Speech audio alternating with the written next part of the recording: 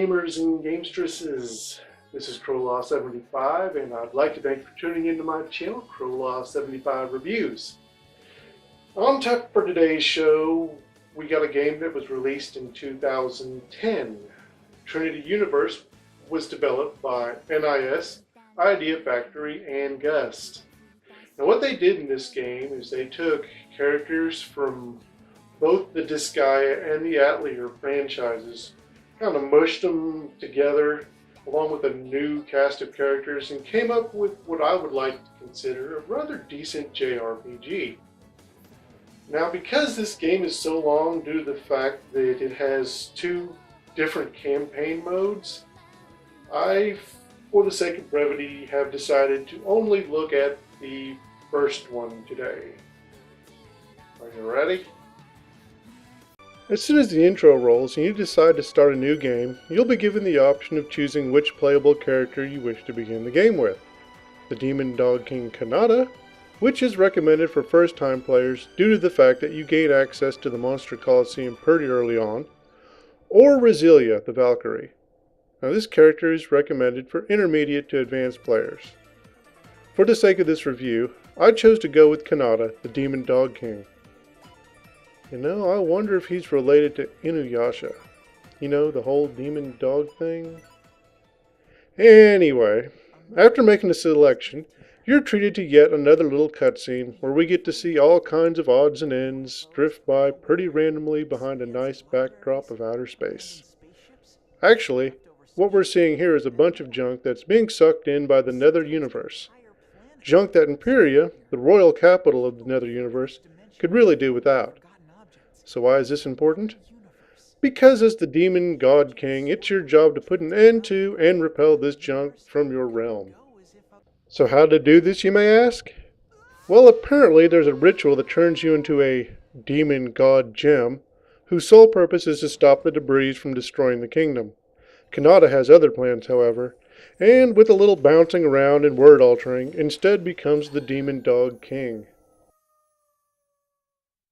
Similar to Hyperdimension Neptunia, event scenes play out in a 2D anime style, in which we're treated to some colorful cutscenes.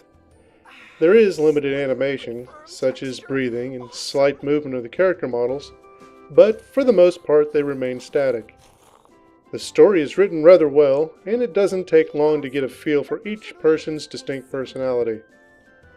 From the opening scene, you'll notice that Kanata is pretty carefree and oblivious to his responsibilities. Instead, he would rather eat lots of food, take in the sights, and go adventuring. Now Sabaki, on the other hand, well, she's down to earth and practical.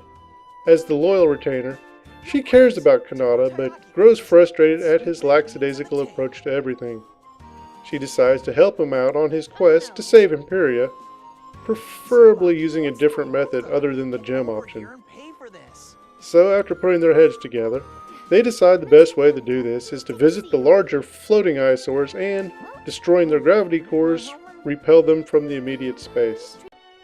The locations of the drifting debris, or dungeons as they're referred to in this game, are played out in a 3D field where you can move around in order to find treasure, both hidden and out in the open, engage in random battles for experience, and ultimately find and destroy the gravity cores.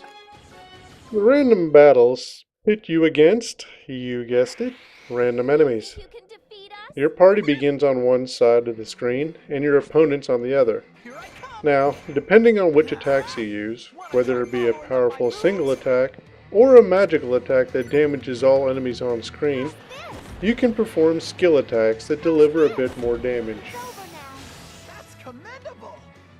Now eventually you'll be able to make use of the image gauge, which, after being filled, allows you to either heal, defend, or, my personal favorite, unleash devastating attacks on some poor unfortunate schmo who probably isn't going to appreciate the over-the-top animated special effects as much as you will.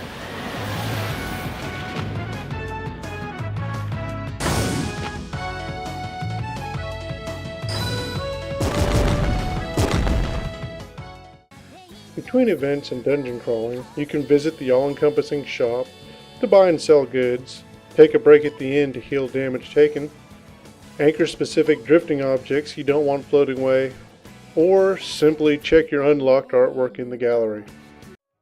If I were to level any criticism, and this is probably just nitpicky, but it's the recycling of some of the soundtracks for similar themed areas, and also the tight confines you find yourself trying to navigate.